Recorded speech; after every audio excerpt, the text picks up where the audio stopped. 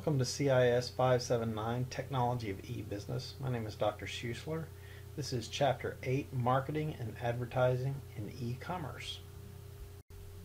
The learning objectives for this chapter include describing the factors that influence consumer behavior online, such as things like personal characteristics, environmental characteristics, and so on. You should understand after this chapter the decision-making process of consumer purchasing online. We'll discuss the issue of e-loyalty and e-trust in e-commerce. Much like you might have in the physical world where somebody goes to a particular retailer over and over again because they trust that particular retailer, we have the same type of issues in an online environment. In some ways it's a little bit different in the sense that with a physical store we can physically visit that location. Online, that location may be halfway around the world and it's not really feasible to do that. So some of the trust issues in some ways are similar, in some ways are different. We'll talk about segmentation and how companies are building one-to-one relationships with customers using the power of technology. And we'll explain how consumer behavior can be analyzed for creating personalized services. You should be able to describe consumer market research in e-commerce, describe the objectives of web advertising and its characteristics, describe the major advertising methods used on the web, such as banners or pop-up and similar ads, email advertising, etc. You should be able to describe mobile marketing concepts and techniques. You should also be able to describe various online advertising strategies and types of promotions. The chapter finishes up with describing some implementation topics. In some ways, operating an online business is not all that different than operating a face-to-face business, in the sense that we have to attract and retain customers. That's really the goal. And if we can understand some of the factors that influence a customer and their decisions to make purchases, oftentimes we can market to those potential customers more effectively. In general, we can identify 5 basic categories of characteristics or factors that might influence a customer in terms of the decisions that they might make to make a purchase. Personal characteristics. So characteristics about a specific individual, the fact that they're male or female or a specific ethnicity, things of that nature. The specific product or service that's of interest. The merchant and intermediary factors. So the retailer that we're purchasing from, the merchant that we're purchasing from, the various intermediaries that exist between us and that vendor. The e-commerce systems that we're actually using can be a factor. In other words, if it's something that's easy to do, we're more likely to make those purchases. And then various environmental factors, social, cultural, etc. Maybe include things like currency exchanges, things like the inflation and the economy as a whole. If you're a visual person like me, you can take a look at Exhibit 8.1, and it kind of describes this relationship between these various characteristics and ultimately on the buyer's decision process. You can see the various categories or the various factors and then examples of each one of those factors listed within each box. In any given situation, those factors exist, and at that point we need to go through some sort of process of making a decision. There's a variety of different purchasing decision models that are out there. A rather generic one is presented in the text. Basically has 5 different stages, if you will. First is need identification. In other words, we need something. We need food from the grocery store. We need that new 72-inch plasma TV. We need a new car. Whatever it is that we need, we have to identify that need. So if there's no need, then there's no reason to go any further in this process, obviously. Once we've identified a need, we need that new car so that we can go to work, so that for entertainment, things of that nature. Then we start going through an information search. And we can do that in a couple of different ways: merchant brokering, product brokering, deciding what to buy, deciding from whom to buy it. So we go through and we try to find information about the product, about our different avenues for obtaining that product. Then we go through evaluation of alternatives. In other words, we might go to the Ford House, we might go to Toyota, we might go to VW. We look at these different places, we look at the different product offerings that they've got, and we evaluate those different alternatives. Then we purchase and take delivery of that particular good or service, in this case a car. And then then we go through post-purchase activities. Those post-purchase activities might include things like dealing with customer service, and essentially you're still forming an opinion about the good or the service after you've made the purchase. And that's what that's referring to. Again, for those that are more visually inclined, Exhibit 8.2 kind of illustrates this process. Now, as far as some of the players in that decision-making process, there's generally 5 roles that have to be filled, and those 5 roles may be played by one or more individuals, depending on the size of the organization, the needs, and things of that nature. There's the initiator, which is the person who first suggests or thinks of the idea of buying a particular product or service. There's the influencer, which is a person whose advice or view carries some weight in making a final purchasing decision. The decider is the person who ultimately makes a buying decision or any part of it, whether to buy, what to buy, how to buy, or where to buy. There's the buyer, the person who actually makes the purchase.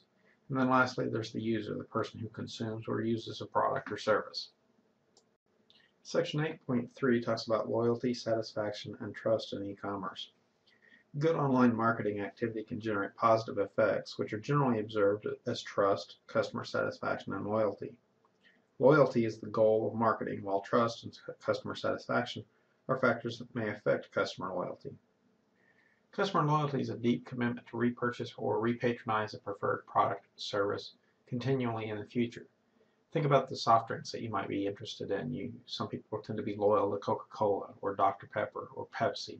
That's customer loyalty. E-loyalty is the same basic concept. It just refers to an online company, an online program. So e-loyalty is customer loyalty to an e-tailer or loyalty programs delivered online or supported electronically. E-commerce loyalty to companies such as Amazon.com, for example, is affected by the consumer satisfaction that we might have with our shopping experience. Exhibit 8.3 kind of shows you some of those factors, and they talk about information quality with various examples of that, accuracy of content, up-to-date content, etc. System quality and service quality all impacting consumer satisfaction. In addition to customer satisfaction, trust is an important issue in e-commerce. Trust is a psychological status, a willingness to depend on another person or another organization. It's no different in the e-commerce in the e-commerce market. Sometimes e-commerce trust is referred to as online trust, which is the belief that an online website or other digital entities can deliver what they promise so that the recipient trusts them. There's a number of different trust models that exist. If you look at the online file, Exhibit W8.2, kind of gives you an example of a trust model that's been used in the past to illustrate trustworthiness and the role that it plays, trustworthiness of the internet merchant, trustworthiness of the shopping channel, and structural assurance, and how these all impact trust in the internet merchant, trust in the internet as a shopping channel, and trust in business and regulatory environments. And these all impact e-commerce trust. So if online trust is such an important issue, we need to figure out ways to manipulate that trust or increase that trust in order to be able to attract customers and retain customers. What are some of the ways we can do that? Well, we can improve our website, make it easier to navigate, make it secure, make it seem like a lot of time and effort has gone into it. We tend to trust sites that look clean and are easily navigated. Those who have lots of misspellings, a lot of times we start to think, I wonder what else they slipped up on. We can affiliate with an objective third party, whether it's for finances such as PayPal, or it's some of the other trust organizations such as Trustee or the Better Business Bureau online. We can try to establish trustworthiness basically by trying to develop our customers or our consumers' perception about our integrity, about our competence, and about our security. Other methods for facilitating trust, reputation-based systems. When you think of this, think of search engines. Obviously, there's a vast amount of information that's available on the web across the internet, and search engines allow consumers to be able to find this information. So we have to manage our online reputation very closely. by consistently using search engines to find this information, correct faulty information, and try to back up positive information or encourage positive information. And this kind of leads into the next point, online word of mouth. It can be very powerful. It's very much so like we see in the face-to-face environment, where you have foot traffic that's generated by word of mouth in many cases for small businesses. It's important for online businesses as well. The dynamic nature of the internet, the Web 2.0 technologies that allow consumers to comment on books and services and reviews of movies and things like that tends to spread very quickly. So it's something that can definitely be used to increase trust. Section 8.4 talks about mass marketing and market segmentation and relationship marketing. Traditionally, mass marketing in advertising is the way companies reached their customers, and basically the idea was that they would advertise the same advertisement to everybody. So a television ad that was broadcast would be sent to everybody within a region. Everybody in that region would see the exact same commercial at the exact same time. Same thing for the newspaper. You'd see the same newspaper, the same ads. Same thing on radio. You'd hear the same ads on the radio. It was heard by everybody. This led to the idea of market segmentation, trying to divide the consumer market into logical groups for conducting marketing research and analyzing personal information to be able to identify which are our key areas, how should we target our advertisements, even though they're going to everyone. How do we try to grab the attention of those that we're really trying to focus on? Though some may consider it a new trend, there is this concept of relationship marketing, which has come about and is different from traditional marketing in that it focuses on building long-term relationships with customers. In order to be able to do so, the seller must have a very well developed understanding of its customers, from segmentation to individuals. When I say that this is a shift, this is something that's new, I would point to a classic movie. I don't know about the individuals listening to this, but my family is very big on Christmas, and there's a classic Christmas movie, Miracle on 34th Street, where you have Mr. Gimble and Mr. Macy and classic U.S. Department stores, retailers. And Mr. Macy's, the Santa Claus, Kris Kringle, ends up suggesting other retailers to the customers in an effort to make sure that they get the actual product that they want. It's this idea that we're going to put the interest of the customer before the individual sale, and the idea is that we build long-term loyalty by doing that. And that's the idea behind relationship marketing. So though it's kind of put forth as a new concept, the concept's been around for a long time. Implementation may be a different issue, but the concept's been around for a long time.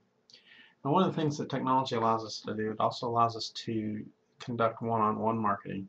And this is a nice thing to do as far as from a consumer's perspective, in that you get this one-on-one treatment from your retailers, from your service providers. One-on-one marketing that treats each customer in a unique way. Think about some of your customer loyalty cards. I know that, for example, when I stay at a hotel, I present one of my customer loyalty cards. They know exactly the type of bed that I'm interested in, the type of amenities that I'm interested in, and they're able to send me advertisements and coupons and things like that that are very specific to what my interests are.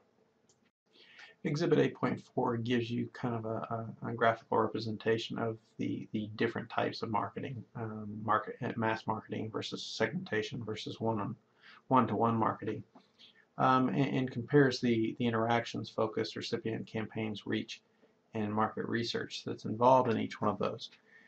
One of the categories I think that they left out, though, was probably conversion ratio or conversion rate.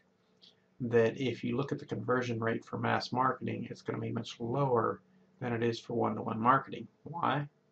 Because one-to-one marketing is tailor fit to each individual, so that conversion of that marketing ad to a sale is much greater.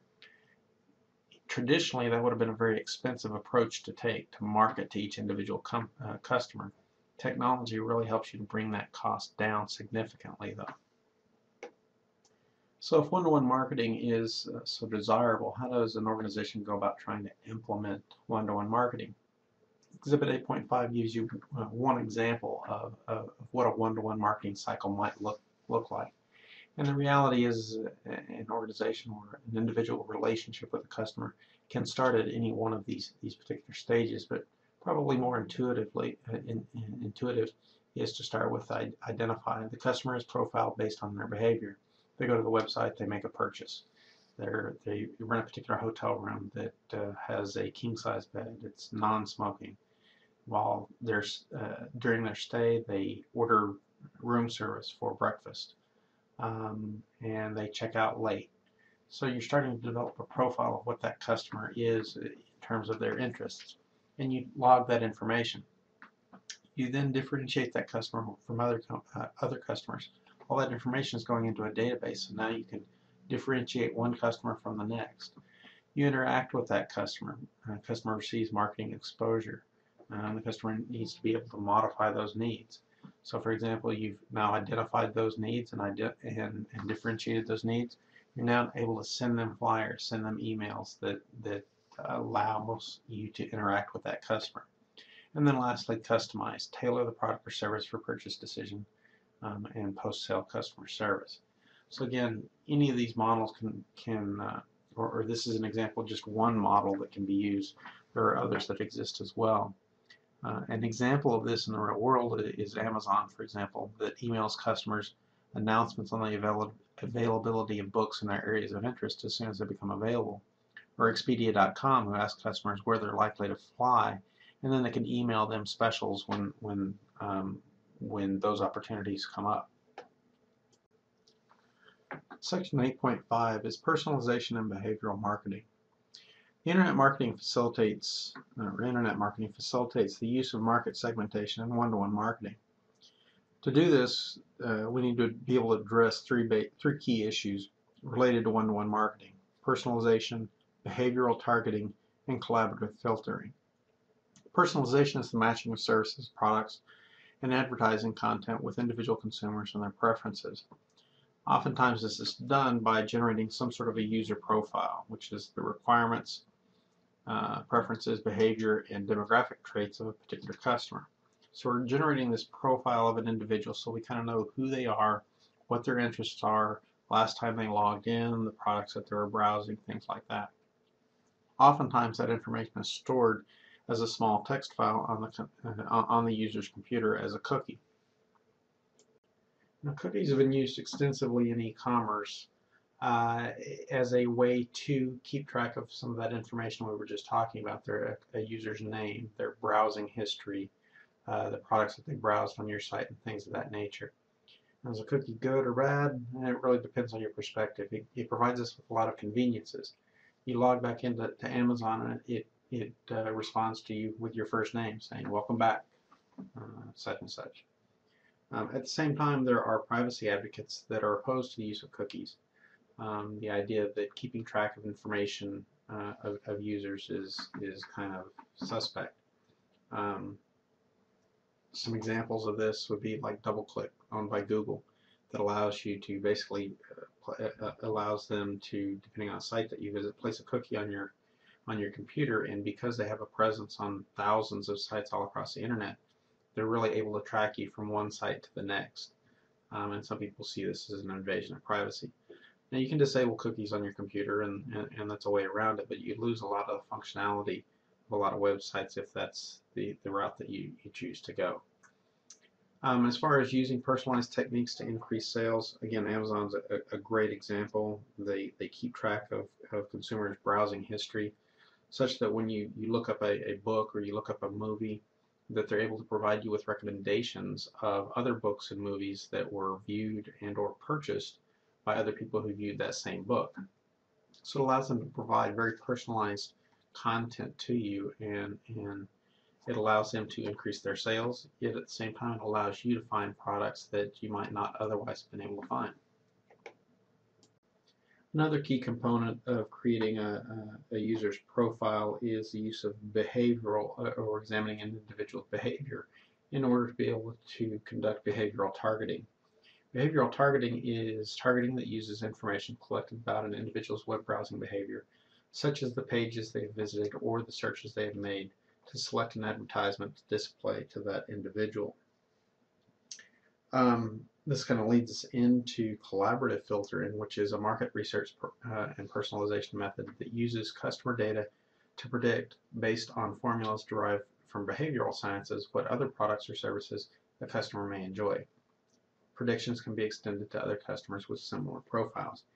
The statement that you might hear is those who bought this item also bought the following items would be common when this technique is employed.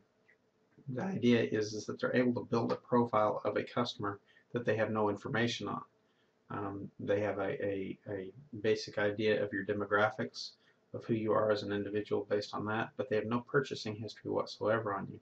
But because of similarities that you have based on your demographics or on a specific search that you make, that they can relate that to searches that other customers who have made purchases to. And so as a result, they're able to market something specifically to you and create a personalized marketing message.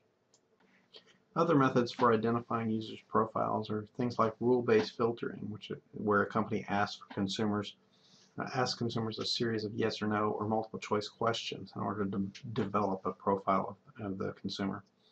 There's content-based filtering, a technique where vendors identify customer preferences by the attributes of the products that they intend to buy. So for example, some websites, Newegg for example, allows you to select hard drives, and then of the hard drives you can drill down by brand, by size, by interface type. This allows them to essentially build a profile of you. There's also activity-based filtering. Filtering rules which are built by watching the user's activities on the web. How long you stay on a particular website, how long you stay on a particular page, what you look at when you're on that page, things like that. Now there's legal and ethical issues as it relates to collaborative filtering. A lot of times this information is collected without a user's knowledge or without their permission. So there's several legal as well as ethical issues as it relates to this. Social psychology and morphing in behavioral marketing. Social psychology is a branch of psychology that deals with how people think about, influence, and relate to one another. Research has found that shoppers do what is popularly known as thin slicing when they're out shopping. Thin slicing is a style of thinking that involves ignoring most of the information available and instead uses slices or a few salient information cues, often social in nature, along with a set of simple but usually smart mental rules of thumb to make intuitive decisions. In other words, we don't consider all the different attributes about a hard drive. We focus on a few things that we really think tend to be more important. That social aspect may be the brand. It may have nothing to do with the technical specifications of that specific hard drive. It may be, I prefer Maxtor over Western Digital. Why? Well, maybe there's no real good rational reason, but there may be a social reason. You like their advertising better, past experience, friends' recommendations, etc. There's also this concept of social intelligence, the ability to understand and learn from each other and profit from social situations. So the idea being that we don't necessarily have to experience everything ourselves. We're able to take advice from our peers and learn from that. In other words, when they make a purchase and they have a good experience, we're able to learn from that, and when it comes time for us to make a purchase, we can benefit from that experience. Use of customer database in marketing. A lot of this information, these profiles, are generated and stored in databases, to the point that this has created a cottage industry of organizations that's their entire business, is to store profiles of consumers, and then they're able to sell that information to companies that are interested in identifying customers of a certain age, a certain gender, certain ethnicity, certain location of the country, certain income levels, etc. Section 8.6 talks about market research for e-commerce. In order to sell products well, it is important to conduct proper market research to find information and knowledge about consumers and products. The market researcher's goal is to discover marketing opportunities and issues, to establish marketing plans, to better understand the purchasing process, and to evaluate marketing performance. As far as the objectives and concepts of market research online, an investigator's approaches that they can take, you can either take traditional market research methods, or you can conduct a lot of that research online using the internet. Telephone and shopping mall surveys are certainly going to continue, and that's something that's traditionally been used. But the reality is it's a very expensive approach. The book talks, for example, about telephone surveys costing as much as $50 per respondent, and that's pretty expensive. Online surveys, on the other hand, can be conducted at a much, much cheaper rate. You can gather a lot of information very quickly. What are the marketers looking for in e-commerce market research? By looking at a personal profile that includes observed behaviors on the web, it is possible for marketers to explain and predict online buying behavior. Why are some customers shopping online whereas others are not? Are the types of questions that you might be interested in. You might also be interested in product information requested, the number of related emails, the number of orders made, products and services ordered, or the gender of a user. Typical questions that online market research attempts to answer are: what are the purchase patterns for individuals and groups? What factors encourage online purchasing? How can we identify those who are real buyers from those who are just browsing? How does an individual navigate a particular website? What is the optimal web page design? If we know the answers to these types of questions, vendors can advertise properly, price their items properly, design their website more efficiently, and provide appropriate customer service. As far as representative market research approaches, one of the issues especially with traditional marketing research is it's very expensive to research everybody. And so we can segment the market that we're actually going to research, and this will allow us to reduce our costs substantially. The book gives an example of a mail survey sending out what seems like a relatively inexpensive mail survey at $1.25 a copy. But if you send out enough, you can easily run up over $1 million just in mailing costs, driving up your costs substantially. When you convert that to the actual number of surveys submitted, that drives up the cost from, say, $1.25 a survey to perhaps over $100 per survey. So it's very expensive. So by segmenting the market that you're going to research, you can hopefully try to make sure that your response rate is going to be much higher, and as a result, the cost per survey is much less. And that's the idea behind market segmentation research. As far as data collection and analysis, specific methods for collecting online data include email communication with individual customers, moderated focus groups conducted in chat rooms, questionnaires placed on websites, and tracking customers' movements on the web. So there's a variety of different ways of going about actually collecting data. As far as online surveys, web-based surveys or online focus groups are ways to collect a lot of information very quickly. This information tends to be better suited for objective-based questions, true, false, multiple choice, matching, things like that. Whereas hearing directly from customers through blogs and wikis and news groups, etc., usually allows you to gather a much richer data set. It's harder to analyze in some cases because a lot of it's text-based, but it's usually much richer information. In other words, you're really able to hear the anguish in a person's voice, their frustration that they might have about the performance of a product or the failure of a service that you might not be able to get when somebody's simply selecting a specific button in an objective-based survey. Web 2.0, the Web 2.0 environment is much more conducive to collecting data over Web 1.0 applications and obviously traditional marketing methods. For example, you're able to do polling, blogging, chatting, live chat, chatterbots, collective wisdom or intelligence, find expertise, folksonomy, data in videos, photos, and other rich media, and discussion forums, and you're able to use all of those to extract data from and learn about your markets, learn about your customers, learn about the interests, the products that they have an interest in, and things of that nature. Other ways you can go about collecting data, you can observe a customer's movements online, and there's a couple of ways to do that. For example, you can observe the transaction logs of a web server, log files, if you will, or the cookie files that are located on a customer's PC.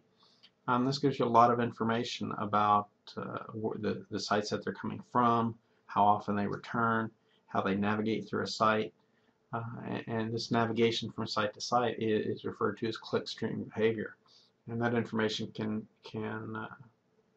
be tracked by ISPs as well as tracked by various websites that are using cookies. Related to cookies and often used in conjunction with cookies are web bugs, which are tiny graphic files embedded in email messages and websites that transmit information about users and their movements to a web server.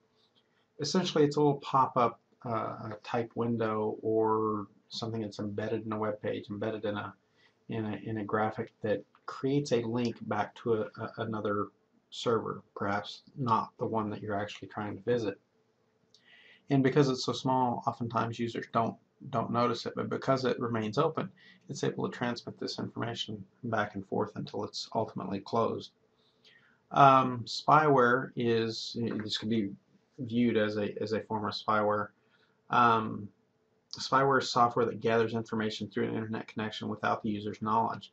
Originally, spyware was really kind of designed to allow people that were creating freeware to make money on their products and things of that nature. But spyware applications have really kind of evolved, and oftentimes they're bundled with freeware that's downloaded onto machines. And a lot of times users don't even realize that this is occurring. This is why firewalls really become important, not only the ones that block incoming packets, but those that also let you know that an application is trying to communicate outside of your network. As far as web analytics and mining, the web analytics enables retailers to make site adjustments kind of on the fly and manage their marketing campaigns and their e-commerce initiatives and track customer satisfaction. It helps marketers to decide which products to promote and which merchandisers achieve a better understanding of the nature of demand.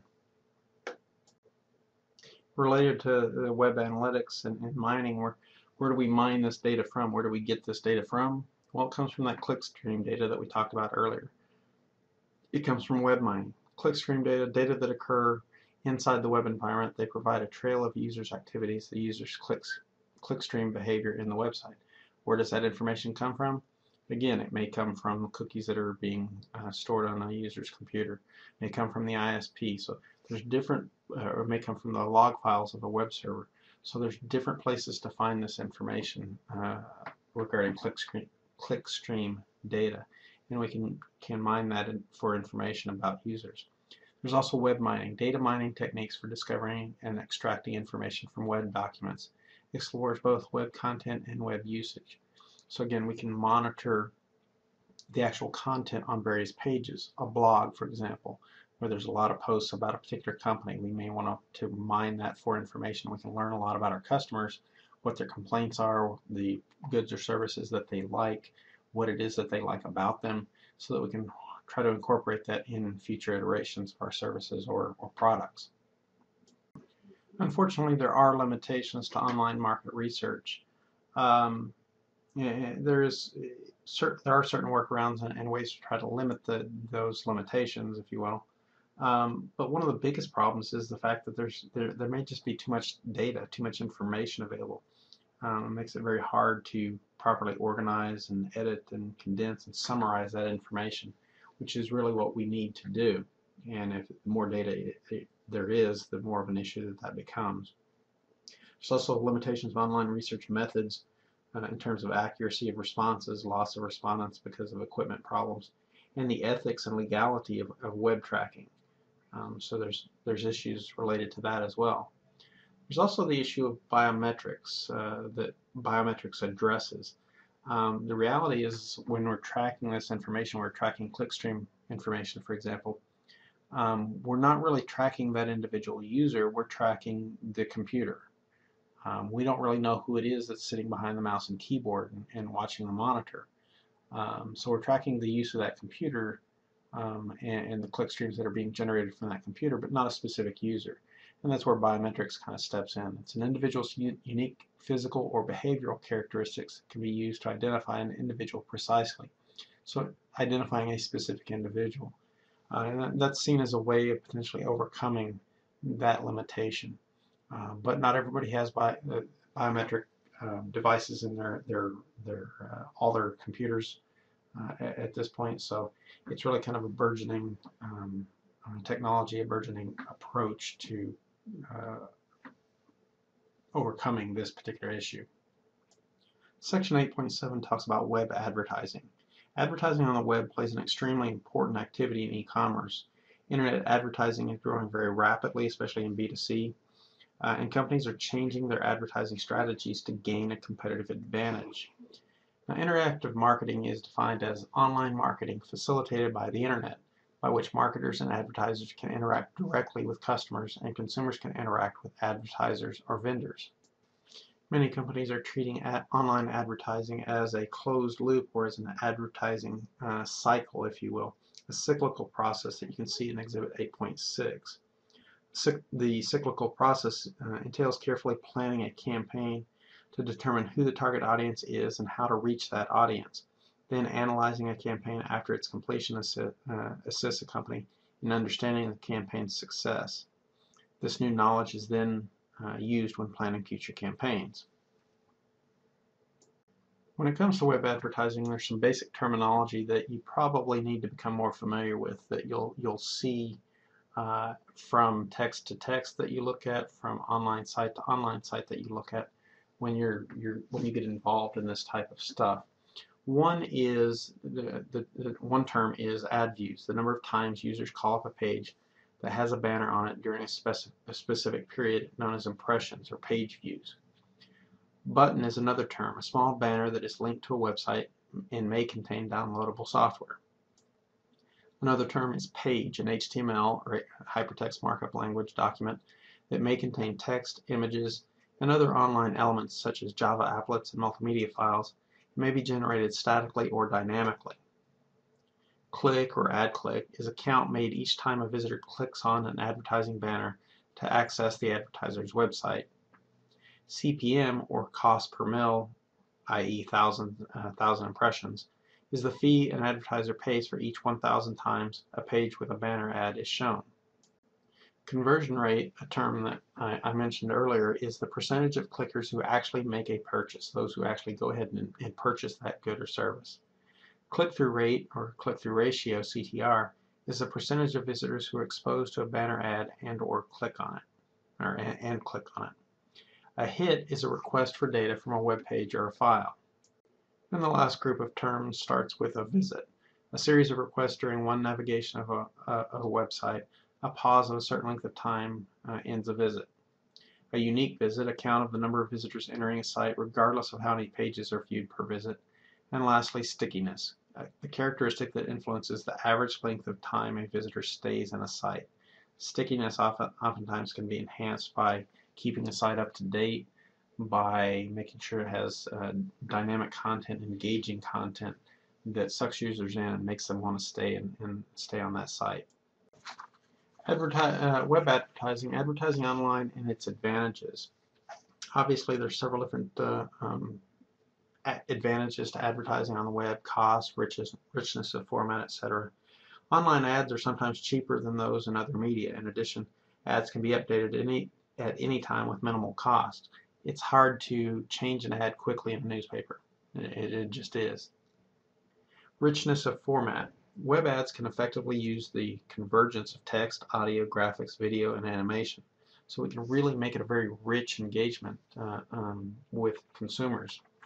Personalization. Web ads can be interactive and targeted to specific interest groups and/or individuals. The web is a much more focused medium.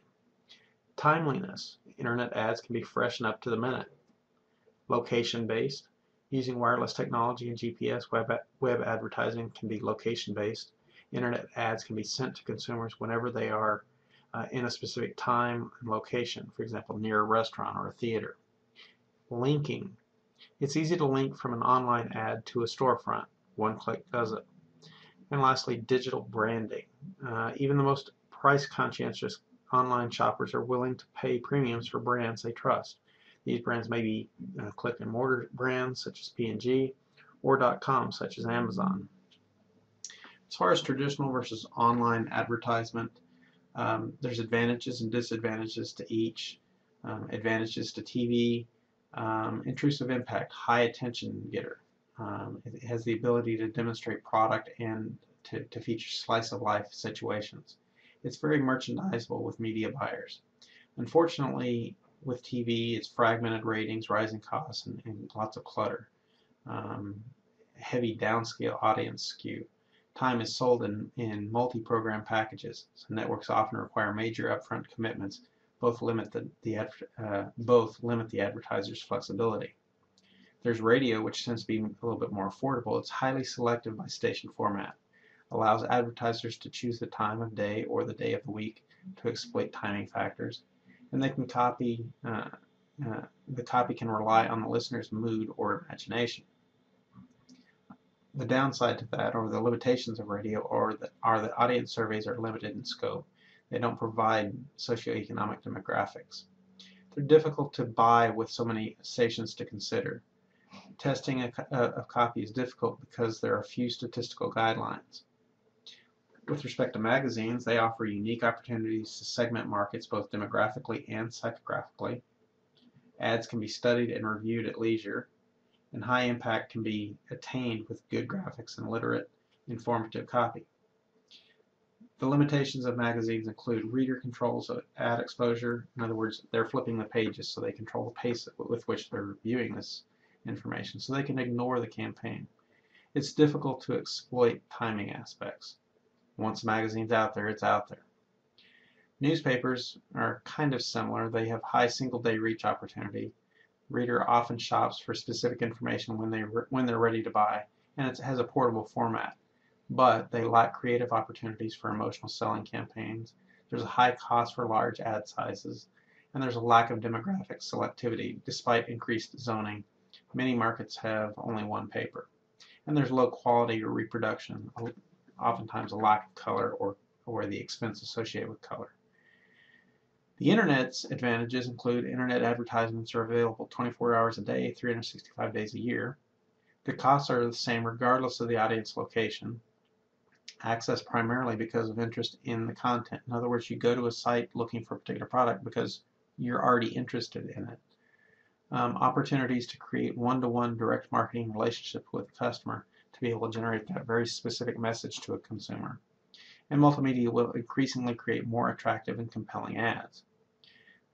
Like all the others, there are limitations to Internet advertising, though. There's no clear standard language of measurement, immature measurement tools and metrics. Although the variety of ad content format and style that the Internet allows can be considered a positive, in some respects, it also makes apples to apples comparisons difficult for media buyers. It's difficult to measure the size of the market, therefore it's difficult to estimate rating, share, or reach and frequency. And the audience is still relatively small. Section 8.8 talks about online advertising methods. There's a large number of advertising methods that are out there. Some of the major categories of ads include classified ads, which use text, but lately may include photos. These ads are grouped according to classifications such as cars or rentals and things like that. And this tends to be the most affordable approach. There are display ads as well, and these use graphics, logos, colors, or special designs. They are an illustrated advertisement, and the ads are usually not classified. Display ads are popular offline in billboards, yellow pages, and movies. So as you're driving down the road, these are the things you see off the side. On the side of a movie theater, you see these ads, or inside of yellow pages, if anybody has yellow pages anymore. And then there's interactive ads. These are online or offline interactive media to communicate with consumers and promote products, brands, and services. These are usually done online. They're usually involve a lot of interaction, use video content, etc., to be able to try to engage a user and really get a user's attention. Now, a specific category, a specific type of ad is a banner ad. On a web page, a graphic advertising display linked to the advertiser's web page. So it's something that tries to grab your attention. It's clickable. When you click on it, it takes you to that advertiser's web page. Keyword banners appear when a predetermined word is queried from a search engine. They're effective for companies that want to narrow down their target audience. In other words, companies are spending money on every time a user clicks on an ad.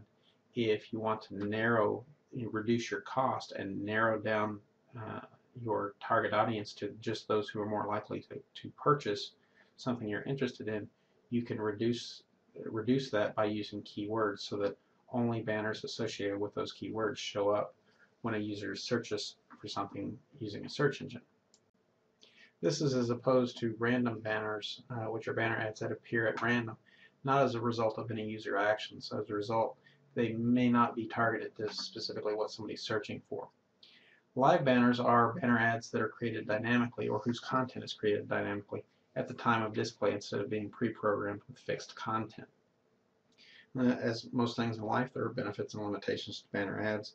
The major benefit of banner ads is that by clicking on them, users are transferred to an advertiser's site, frequently directly to the shopping page of that site.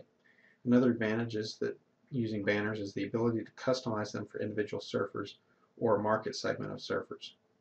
Also, viewing banners is common because in many cases, customers are forced to see banner ads while waiting for a page to load, or before they can get free information or entertainment that they want to see. Finally, banners may include attention-getting or attention-grabbing multimedia.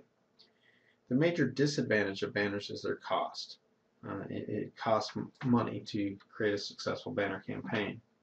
Another drawback is that the limited amount of information that can be placed on a banner. There's physically only so much space you can put information that's still understandable and interpretable by consumers.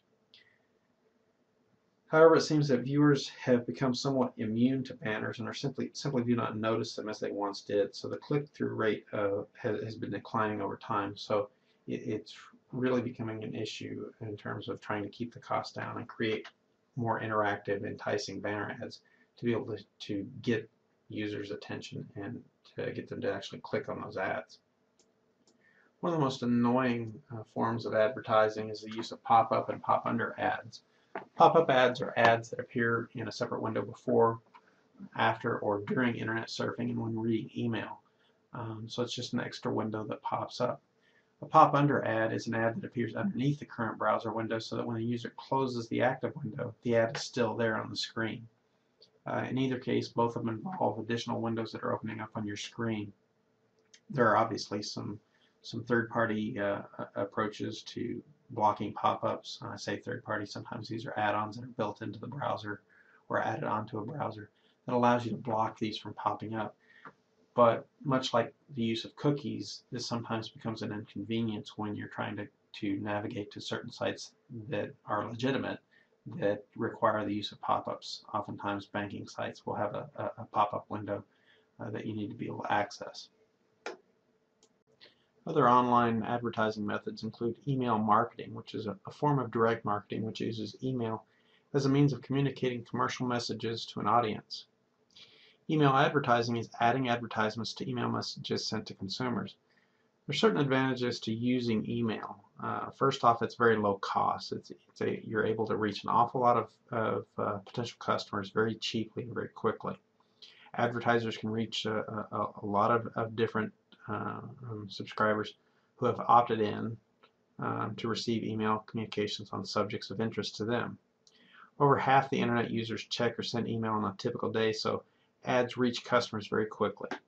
Email is an interactive medium that can combine advertising and customer service. And email ads can include a direct link to any URL, so they act like banners. A consumer may be more likely to respond to email messages related to discounts or special sales. Limitations of using email. is really based around the fact that people receive a ton of email all the time, sometimes referred to as spamming, unsolicited email.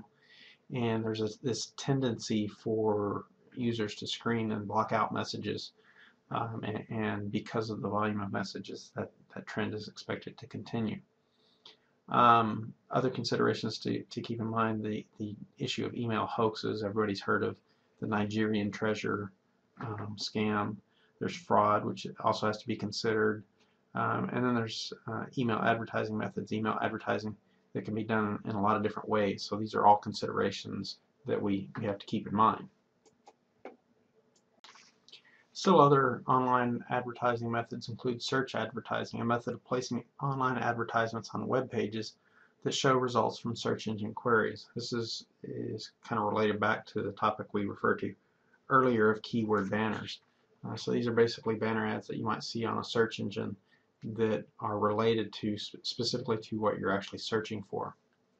Most of these search engines provide or allow for submission of URLs, or the web addresses of your various website pages. And this is what allows them to then go ahead and crawl your website and index the various pages and products and services and things of that nature that are located on your site. This has also led to another type of advertising referred to as keyword advertising, which allows search advertisement to be delivered on the basis of keywords entered by users in their search. A keyword may consist of one or several words. Search engines build indexes of web pages using a web crawler based on this advertising, and this allows advertisers to purchase keywords and increase their rankings based on their purchase of those keywords and how often they're searched. This has kind of led to another cottage industry referred to as that in which performs this service, referred to as search engine optimization, the craft of increasing site rank on search engines. The optimizer uses the ranking algorithm for the search engine, which may be different for different search engines, and best search phrases, and tailors the ad accordingly. The effort is to try to increase the level at which a hit comes back on your particular site. Ideally, you want to come back in the first 2 or 3 results on the very first page. It increases your odds of your site being clicked on much more frequently.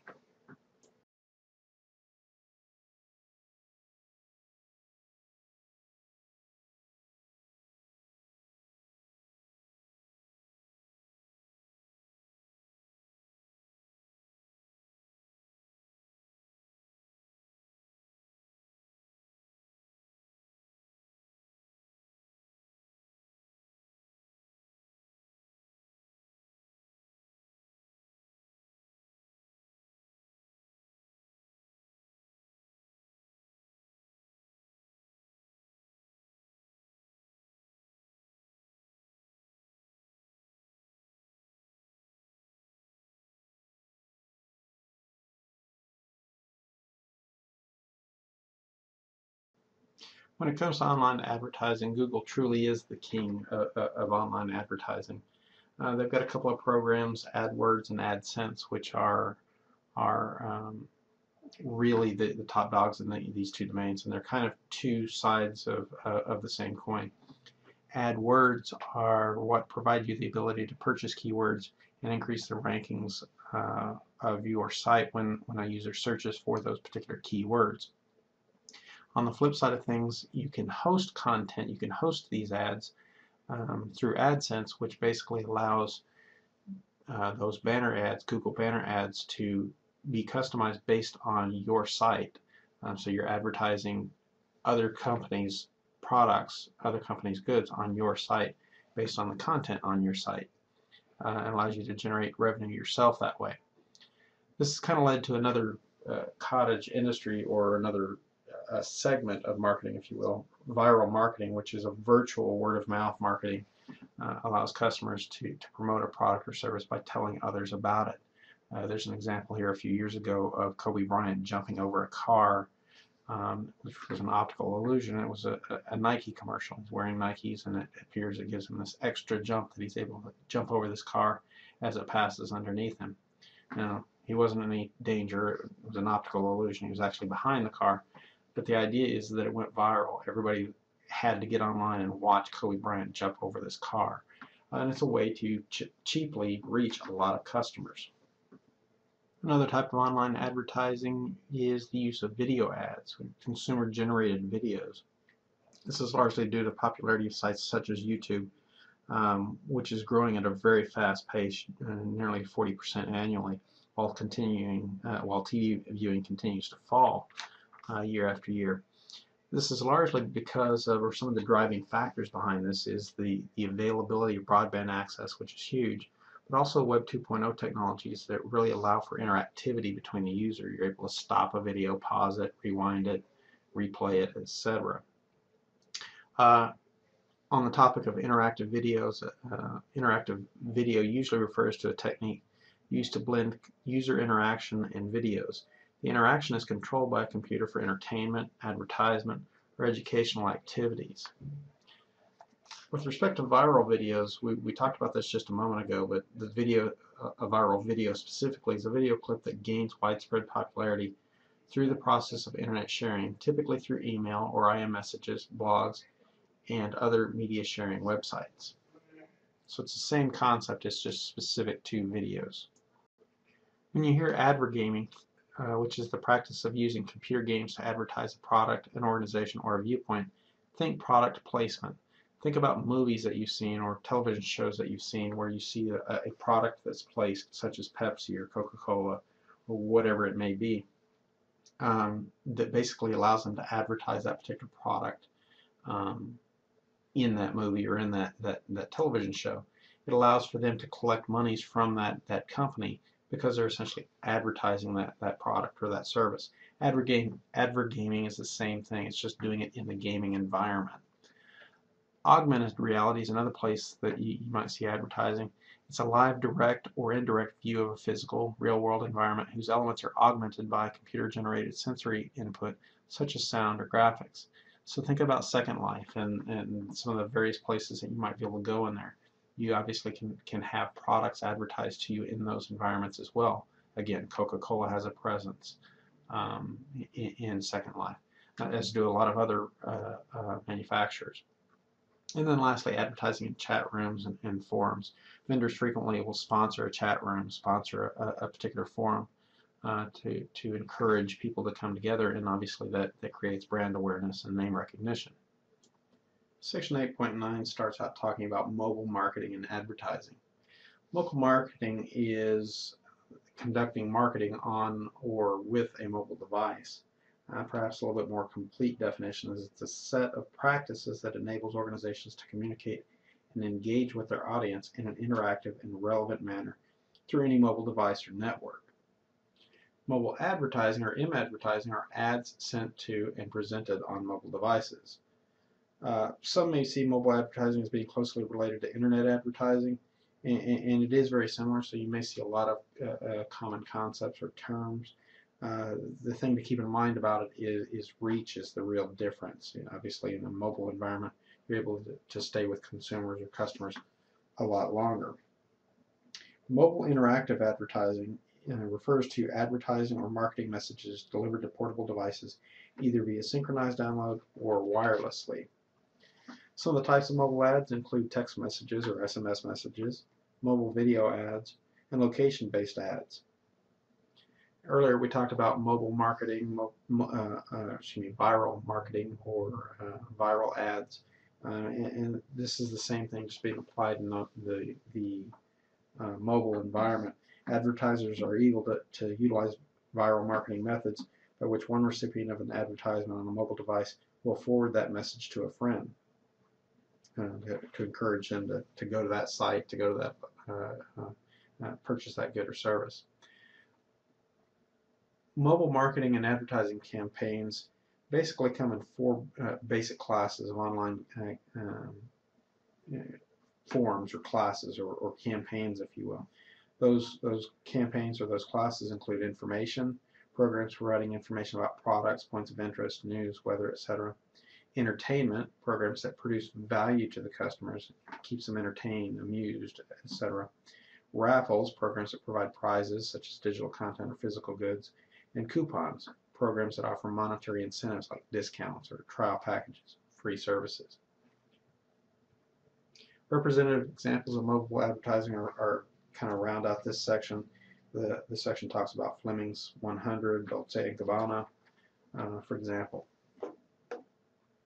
Exhibit 8 and 9 illustrates the mobile advertising process. You can see, I'll kind of leave the details up to you to kind of figure it out, but you can see just kind of briefly there on the left, you've got the advertiser who comes up with the ad concept and the requirements for the ad. They work with the mobile ad network to create an ad using text, image, and video, etc., which then has to be distributed to the mobile systems, cell phones, smartphones, for example. It's distributed to those systems. Those systems then allow it to be distributed to the recipients, ultimately the customers. And then there's a response to those ads. And we kind of see various feedback loops there that allow us to improve the process, to improve the ads over time. The mobile media industry has established a set of guidelines and best practices for mobile advertising. These include notice, choice and consent, customization and constraint, security, and enforcement and accountability. Notice is informing users of the marketer's identity or products and services offered and the key terms and conditions that govern an interaction between the marketer and the user's mobile device.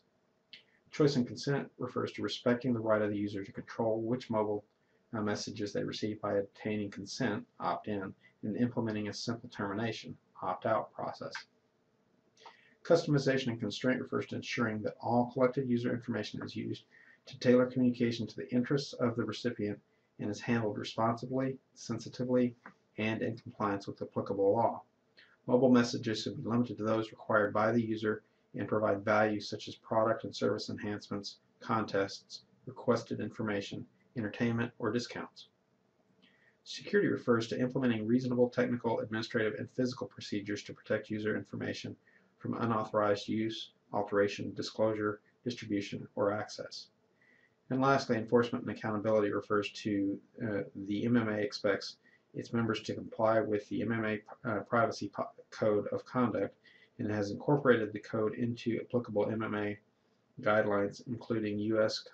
Consumer Best Practices guidelines. Until the code can be enforced effectively by a third-party enforcement organization, mobile marketers are expected to use evaluations of their practices to certify compliance with the code. In this sense, MMA refers to the Mobile Marketing Association. Tools to support mobile advertisement really center around applications that are available for these environments, such as the iPhone apps and Android apps, as well as GPS location-based services.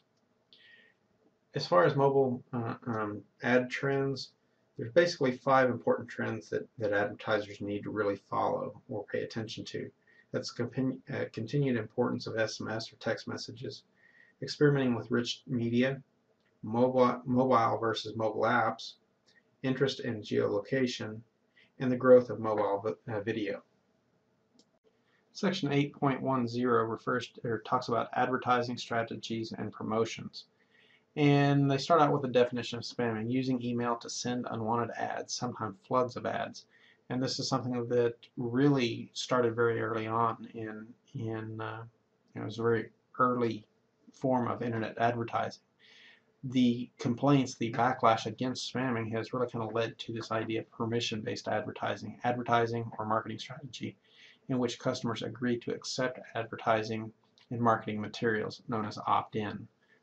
So it basically, it's an advertising approach that embraces customers' needs and desires and wants in an effort to try to limit the contact with them so that they can really focus on the ads that they're interested in. Still, other advertising strategies include affiliate marketing, a marketing arrangement by which an organization refers consumers to the selling company's website. And this is really facilitated by an affiliate network, a network that acts as an intermediary between publishers, affiliates, and merchant affiliate programs. So basically you have a group of businesses that all work together. You may have a car company, for example, that refers people down the street to Discount Tire for their tires. At the same time, if you need a new car, Discount Tire refers you back to this particular car company. So these are different businesses that work together selling complementary goods or services. You can also see ads as a commodity, people being paid to watch ads. That's kind of an interesting concept. A couple examples are mypoints.com, clickrewards.com, where people basically fill out a profile of who they are, what their interests are, and then they receive targeted ads to read, to view, etc. And they're paid to do this. It allows you to generate a lot of information very quickly, very rich information, but it's kind of an interesting approach. Then there's selling space by pixels, and I'm not really sure how to discuss this one. This is one that I would equate to a classified ad where somebody just says, send me $1, and people do it, not getting anything in return. So read through that section for what it's worth, but some people make money at selling pixels. As we've been talking about, personalized ads are a good way to target specific individuals or individuals with a specific type of profile. And it makes our targeting much more effective, because the reality is there's just too much information that's out there for customers to view. And so filtering becomes very, very important. Being able to sift through all that information becomes very important. There's the idea of webcasting, a free internet news service that broadcasts personalized news and information, including seminars in categories selected by the users. In other words, we're able to retrieve just the information, just the content that we're interested in, that we want. Now the downside is to that, we don't know what we don't know. So we don't know what information it is that we're missing because we're not looking for it, we're not searching for it. Another strategy or promotion is the use of ad exchanges, tying together advertisers and advertisees. So we may have content that we want to advertise, but there may be different avenues or different channels that we want to market our advertisements in. And we can use exchanges to be able to find those markets that are the most affordable certain times of the day through certain channels, things like that. As far as advertisement as a revenue model, pay-per-click is an important concept, a popular internet advertising payment model where advertisers pay their host only when the ad is actually clicked on. And so that becomes a term that you're going to hear regularly if this is an area that you get into further. There's also choose your own ad format. This is basically something that's come along relatively recently. It gives you the ability to, when you want to access something, that you're presented with an opportunity to choose 2, 3, 4 different types of ads that you're forced to view before you can actually get to your content. So it allows you to kind of pick and choose what advertisements you want to see. And again, it's a way to kind of personalize those ads. Online events, promotions, and attractions are opportunities for innovative ideas to be used to encourage people to pay attention to online advertising. As far as some of the best practices for things like live web events for advertising, you need to carefully plan content, audience, and interactivity level, pre-production, and scheduling. You need to execute the production with rich media if possible. You need to conduct appropriate promotion via emails, affinity sites, and streaming media, as well as conducting proper offline and online advertisement. You need to prepare for quality delivery, and you need to capture and analyze audience response so that improvements can be made in the future. Another issue is localization, the process of converting media products developed in one environment, such as a country, to a form culturally and linguistically acceptable in countries outside the original target market. Think, for example, about advertisements that you see for Ford trucks, built Ford Tough, built in Texas, things like that. They don't run those ads in Oklahoma. It's a different advertising campaign that's done. And this is a process referred to as localization. They localize the content to the market in which something is being advertised. Intelligent agents applications are software agents, are computer software designed for performing certain tasks automatically. In general, they can be used to facilitate the consumer in all stages of the purchasing process. See the file or the next graphic, exhibit 8.10, which kind of displays or outlines the purchase decision-making process using agent classification. Developing an online advertising plan Putting advertisements online is a competitive necessity for most businesses these days. It costs a lot of money, so they have to spend their money strategically. It's a challenge to develop an effective advertising plan within those budget constraints.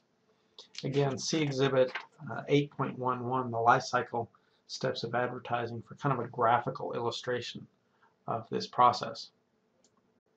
Here's Exhibit 8.10, 8.10, which kind of shows you the process of how an agent, software agent, may be helpful in various stages of the purchase decision-making process. Under need, an agent may be able to help you identify the need for purchase, product brokering, merchant brokering, negotiation, purchase and delivery, product service evaluation, etc.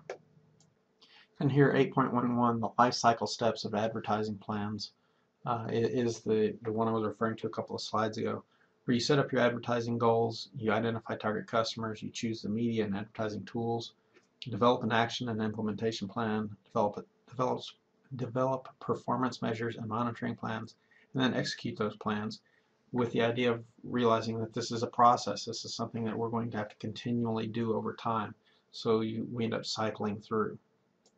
So some of the managerial issues from this chapter. Do we focus on value creating customers? Understanding customers, specifically what they need and how to respond to those needs, is the most critical part of consumer-centered marketing. Which internet marketing advertising channel do we use? An increasing number of online methods are available from which to choose. These include banners, search engines, video ads, etc. So which one's the best one for our particular situation? What metrics do we use to guide advertisers? A large amount of information has been developed to guide advertisers as to where to advertise, how to design ads, and so on. Specific metrics such as CPM, cost per 1,000 impressions, click-through rates, stickiness, and actual purchase rates may be used to assess the effectiveness of advertising and calculate the return on investment from an organization's online advertising campaign. What is our commitment to online or to web advertising? Once a company is committed to advertising on the web, it must remember that a successful program is multifaceted. It requires input and vision from marketing, cooperation from the legal department, and strong technical leadership from the corporate information systems department. Should we integrate our internet and non-internet marketing campaigns? Many companies are integrating their TV and internet marketing campaigns. For example, a company's TV or newspaper ads direct the viewer or readers to the website where short videos and sound ads, known as rich media, are used. Who will conduct the market research? Business to consumer requires extensive market research. This research is not easy to do, nor is it inexpensive. Deciding whether to outsource or to a market research firm or to maintain an in-house market research staff is a managerial concern. Should we use intelligent agents? Any company engaged in e-commerce must examine the possibility of using intelligent agents to enhance customized service and possibly to support market research and match ads with relevant consumers. Should we use mobile coupons? Consumers and advertisers are curious about mobile coupons, but current challenges and limited current consumer usage mean mobile coupons do not need to be an immediate priority. Advertisers should not feel the pressure to launch a nationwide coupon effort in the near future, but they should be laying the groundwork today for a solution that will integrate with existing loyalty programs. What ethical issues should we consider in online marketing? Several ethical issues relate to online advertising. One issue that receives a great deal of attention is spamming. Another issue is the selling of mailing lists and consumer information. Some people believe that not only does a company need the consent of the consumers before selling a list, but also that the company should share the profits with customers derived from the sale of such lists. So in this chapter we talked about factors that influence online consumer behavior. We talked about the online consumer decision-making process and the various steps that are involved with that. We talked about the issue of trust and ways of trying to increase loyalty and increase trust. We talked about market segmentation and building one-to-one relationships with customers and how that differs from traditional marketing research to traditional marketing versus online marketing. We talked about online personalization. We talked about e-commerce consumer market research. We talked about objectives and characteristics of web advertising. We talked about major online advertising methods, banners and email and whatnot. We talked about mobile marketing, and then we finished talking about various advertising strategies and types of promotions. This concludes Chapter 8, Marketing and Advertising in E-Commerce. Thank you.